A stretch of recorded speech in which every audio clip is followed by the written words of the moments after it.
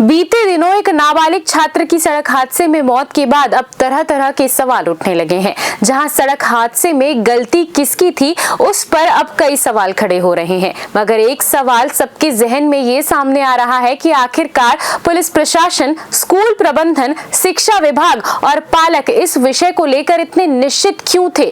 क्यों पहले नाबालिग बच्चों के टू व्हीलर लेकर स्कूल जाने पर किसी ने कदम क्यों नहीं उठाया? अप्रिय घटना को लेकर हमने अपना धर्म निभाया था और हमने इस विषय को लेकर एक खबर बनाई थी, जिसमें हमने बताया था कि स्कूल में जिन गाड़ियों पर बच्चे स्कूल जाते हैं वह गाड़ी यातायात नियमों के तहत चलती है, मगर प्रशासनिक कार्यवाही नहीं हुई। आज भी जो प्राइवेट वैन चलते हैं वह नियमों को दरकिनार कर चलते हैं। जो बच्चे स्कूल जाते हैं और नाबालिग है मगर वह टू व्हीलर लेकर बिना हेलमेट, बिना यातायात नियमों के स्कूल जाते हैं, जहां पालक भी बेफिक्र हैं, स्कूल प्रबंधन भी बेफिक्र है और पुलिस प्रशासन तो वीआईपी ड्यूटी में मस्त है। लगातार देखा गया कि नाबालिग बच्चे जो हैं स्कूलों में वाहन पे आते हैं, चाहे वो सरकारी स्कूल हो या प्राइवेट स्कूल हो, बिना हेलमेट के आते हैं, बिना लाइसेंस के आते हैं। और अभी एक अप्रिय घटना इसी को लेकर घट गई है।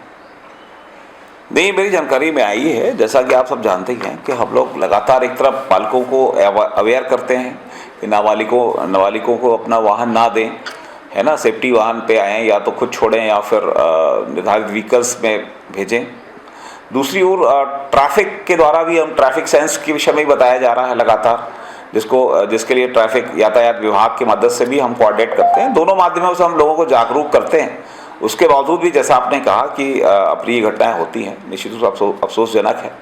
हम लोगों को और प्रयास करेंगे कि वो लोग मोटिवेट हों और ऐसी कुछ नोटिस आप भेजेंगे प्राइवेट स्कूलों को कि भाई आप अपने कक्षा के जो बच्चे हैं उन्हें बिल्कुल टू व्हीलर से आने के लिए मना करें, ऐसा कुछ नोटिस आप? नहीं, बिल्कुल। देखिए, ट्रैफिक रूल्स, देखिए ये चीज़ों में किसी भी चीज़ में 100% प्रतिबद्ध नहीं ला सकता है, क्योंकि अपनी अपनी परिस्थितियाँ हैं, अपनी आवश्यकता हैं। पालक अपने बच्चों को भेजने के लिए स्वतंत्र होते हैं। बावजूद इसके हम पालकों को भी जैसा मैंने कहा, आपको जागरूक करते हैं। निश्चित रूप से प्रबंधकों को भी हम ये चिट्ठी लिखेंगे और लिखने के साथ साथ हम मान्यता देते समय सुनिश्चित करते हैं कि जो शासन के गाइडलाइंस हैं उसको वो पालन करें। ये हम सतत प्रयास करते रहेंगे। ठीक सर।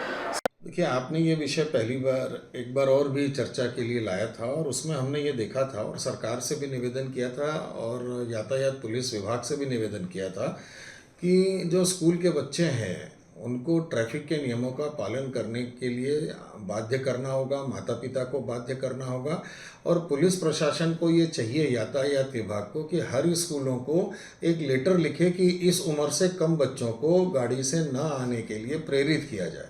क्योंकि अगर यातायात विभाग नहीं देता है लेटर और स्कूल प्रबंधन अगर मना करता है तो पेरेंट और स्कूल प्रबंधन के बीच में विवाद की स्थिति पैदा हो सकती है। तो इसके लिए ये चीज़ अपने को आवश्यक करनी होगी।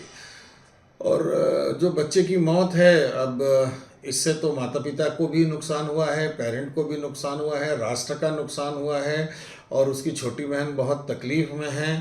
तो कहीं न कहीं सभी की लापरवाही इसमें दिखाई देती है और जागरूकता नहीं लाई जा रही है छत्तीसगढ़ शासन के द्वारा। ये एक चिंता का विषय है। CCN न्यूज़ के लिए ब्यूरो रिपोर्ट।